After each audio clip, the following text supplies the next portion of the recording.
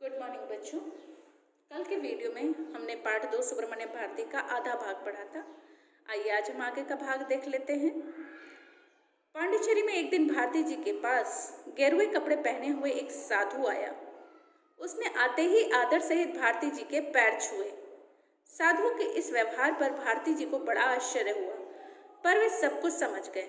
उन्होंने हंसकर साधु से कहा, यह क्या, साधुओं के पैर तो सब लोग छूते हैं, तुम साधु होकर मेरे पैर छू रहे हो।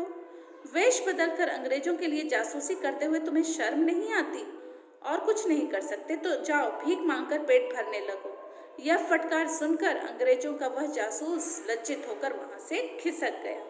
यहाँ पे बेटा आप अंडरलाइन कीजिए, व्यवहार, आश्चर्य, वेश, जासूसी, फटकार, लज्जित, है ना। तो एक दिन हुआ क्या कि पांडिचेरी में एक दिन भारती जी गेरुए कपड़े पहने, गेरुए कपड़े जो साधु लोग पहनते हैं, वहाँ एक साधु आया और उसने आते ही बड़ा ही आदर सहित क्या किया, भारती जी को प्रणाम किया, उनके पैर छू लिए। साधु ने जब ऐसा व्यवहार किया तो भारती जी को बड़ा आश्चर्य हुआ। क्यों हो रहा था? क्योंकि वो जानते थे कि सारे लोग जो है वो साधुओं का आदर सम्मान करते हैं, उन्हें उनके पैर छूते हैं, लेकिन ये कैसे साधु हैं जिन्होंने आते ही उनके पैर छू लिए। वो हंसने लगते हैं और उनसे बोलते हैं कि यह क्या, साधुओं के पैर तो सब लोग छूते हैं, तुम साधु होकर मेरे पैर क्यों छू रहे हो। वो समझ जाते हैं कि कोई अंग्रेज जो है वो उनकी जासूसी करने के लिए आया है वेश बदल के। तो उसको फटकारते डांटते हैं कि क्या फटकारते हैं, क्या अंग्रेजों के लिए जासूसी करते हुए तुम्हें शर्म नहीं आती? और कुछ नहीं कर सकते तो जाओ भीख मांगकर पेट भरने लगो। यह डांट सुनकर अंग्रेजों का वह जासूस जो था शर्म से एकदम डूब गया, मतलब लज्जित हो गया, और वहां से खिसक गया, मतलब चला गया। सच्चाई के मार्ग पर चलने वाले व्यक्ति को अपने जीवन में कष्ट भी उठाने पड़ते हैं। भारती जी का जीवन भी तंगहाली में ही बीता, मतलब आर्थिक रूप से वो परेशान थे। स्वाभिमानी भारती जी की आर्थिक कठिनाई रहते हुए भी सहायता के लिए किसी के आगे हाथ नहीं फैलाते थे, है ना। ऐसे व्यक्ति जो सच्चाई के मार्ग पर चलना पसंद करते हैं उनको अपने जीवन में बहुत तरह का कष्ट, परेशानियां उठानी पड़ती हैं। और इसी तरह भारती जी का जीवन भी कैसा था, तंगहाली में ही बीत रहा था। लेकिन वो कैसे थे, बहुत ही स्वाभिमानी थे। बहुत उनको आर्थिक कठिनाई आई लेकिन उन्होंने कभी भी किसी से मदद नहीं मांगा। धन की कमी होने पर भी वो बड़े उदार थे, मतलब उनका जो दिल था वो बहुत बड़ा था। उनके जेब में रुपए तो गरीब रिक्शा चालकों या मजदूरों को मुफ्त हस्त से धन देते थे। अगर उनके पास पैसे होते तो हमेशा क्या करते थे, जो गरीब रिक्शा चालक, मतलब जो रिक्शा चलाने वाले लोग थे, मजदूर थे, मुफ्त हस्त मतलब खुले हाथ से धन दे देते थे। वो उसके लिए थोड़ा भी संकोच या झिझक नहीं करते थे। एक बार भारती जी कि किसी धनी प्रशंसक ने उन्हें एक कीमती दुशाला भेंट किया।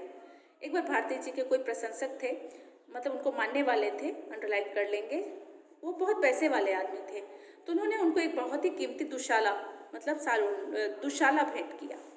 मार्ग में जाते हुए एक फटेहाल निर्धन व्यक्ति को देखकर उनका कलेजा पिघल गया। मार्ग मतलब रास्ते में जब उन्होंने एक फटेहाल, मतलब उसके पास पहनने वाले अच्छे से कपड़े भी नहीं थे, ऐसा गरीब फटेहाल निर्धन व्यक्ति को देखकर उनका कलेजा पिघल गया, मतलब उनको बहुत दया आई और उन्होंने वह कीमती दुशाला उस निर्धन व्यक्ति को उड़ा दिया। पत्नी ने उनकी इस दरियादिली का विरोध किया, मतलब दरियादिली क्या, मतलब इतना बड़ा दिल, है ना, अपने पास रहे चाहे न रहे किसी की मदद कर देना। तो पत्नी ने इनका विरोध किया तो भारती जी हंसने लगे और क्या बोलते हैं, भारती जी ने हंसते हुए कहा, सचमुच इस दुशाले को उड़कर यह गरीब व्यक्ति बहुत शानदार लग रहा है। और वो उसी की तारीफ करते उस गरीब व्यक्ति की, है ना, जिसको वो उड़ा के आए थे। भारती जी को सभी जीवों से असीम प्रेम था। असीम प्रेम होना मतलब बहुत प्रेम था। एक बार उनके घर में एक समय पकाने योग्य 1-2 मुट्ठी चावल ही शेष थे। उनकी पत्नी उन्हें साफ कर रही थी। भारती जी बरामदे में बैठे हुए बाहर फुदकते हुए पक्षियों को देख रहे थे। पत्नी किसी काम से भीतर कमरे में गई तो दयालु भारती जी ने वे सारे चावल पक्षियों के लिए बिखेर दिए और अपनी पत्नी को पुकार कर बोले, देखो देखो ये पक्षी इन चावलों को खाकर कितने प्रसन्न हो रहे हैं। प्रसन्न मतलब खुश होना, है ना। तो क्या हुआ कि उनके घर में क्या था खाने के लिए, एक बार उनके घर में सब पकाने योग्य, मतलब थोड़ा ही सा चावल था, 1-2 मुट्ठी, और उनकी पत्नी उनको साफ कर रही थी। भारती जी बरामदे में बैठे हुए थे और वहाँ पर जो पक्षी फुदक रहे थे उनको देख रहे थे। पत्नी थोड़े से काम करने के लिए अंदर चली जाती है। तब तक दयालु भारती जी ने क्या किया, सारे चावल जो थे पक्षियों को बिखेर दिए, दे दिया खाने के लिए, और अपनी पत्नी को पुकार के आवाज देते, देखो देखो ये पक्षी इन चावलों को खाकर कितने खुश हो गए हैं। भारती जी ने बच्चों के लिए भी बड़े प्रेरणादायक गीत सरल तमिल भाषा में लिखे। प्रेरणादायक मतलब सीख देने वाले। उनकी कविताओं में क्या क्या है? देश प्रेम, प्राणी मात्र के प्रति अनुराग मतलब मनुष्यों के लिए प्रेम, सामाजिक समानता मतलब वो सारे लोगों को समान मानते थे, तथा स्वतंत्रता प्राप्त करने की उत्कट अभिलाषा मतलब बहुत ज़्यादा इच्छा रखना, नारी जाति तथा दलित मतलब स्त्रियों के लिए, और दलित मतलब जो छोटे जात के लोग होते थे उनके लिए, शोषित वर्ग जिनको परेशान, जैसे जो श्रमिक होते हैं उनको बहुत परेशान कर दिया जाता है, उनके उत्थान की, उनकी प्रगति, उनको आगे बढ़ाने की इच्छा उन्होंने प्रकट की है, कामना प्रकट की है।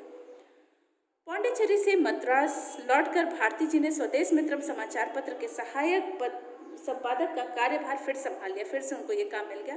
लेकिन शीघ्र ही, बहुत जल्दी ही उनकी अकाल मृत्यु मतलब असमय मृत्यु की बेला मतलब समय आ गया। भारती जी प्रतिदिन मंदिर में पूजा करने जाते थे और वहां मंदिर के हाथी को नियमित रूप से नारियल भेंट किया करते थे, मतलब हाथी को वो रोज नारियल देते थे। एक दिन हाथी किसी कारण से गुस्से में था, बहुत गुस्सा था। भारती जी को इस बात का ज्ञान नहीं था। जब अन्य दिनों की तरह उस दिन उन्होंने हाथी को नारियल भेंट किया तो हाथी ने क्रोधित होकर उन्हें अपनी सूंड में उठाकर कई बार जोर से भूमि पर पटक दिया। बहुत कठिनाई से उन्हें हाथी के चंगुल से मुक्त कराया गया। उन्हें गंभीर चोटें आईं। इलाज होने पर किसी तरह उनकी जान तो बच गई, लेकिन उनका स्वास्थ्य जो है वो निरंतर बिगड़ता गया। 12 सितंबर 1921 को, केवल उस समय उनकी कितनी आयु थी, 38 वर्ष की आयु में, देशभक्तिपूर्ण गीतों के इस अमर गायक महामानव की वाणी सदा के लिए मौन हो गई, मतलब इनकी मृत्यु हो गई। भारती जी को गांधी जी ने भारत का अनमोल रत्न ठीक ही कहा था। किसने बोला था? गांधी जी ने। वे जीवन भर तंगहाली में रहे, हमेशा परेशान रहे, आर्थिक स्थिति उनकी ठीक नहीं रही, पर वो कभी भी अपने सिद्धांतों से, जिस रास्ते पर वो चलना चाहते थे उसी रास्ते पर चले, अपने रास्ते से नहीं डिगे। उन्होंने कभी भी किसी गलत कार्य को नहीं अपनाया। उन्होंने अपना सारा जीवन देश और समाज की सेवा में लगा दिया था। धन्य है वह भारत भूमि जिसने भारती जैसे लाल को जन्म दिया। तो बच्चों, ये था आपका पाठ।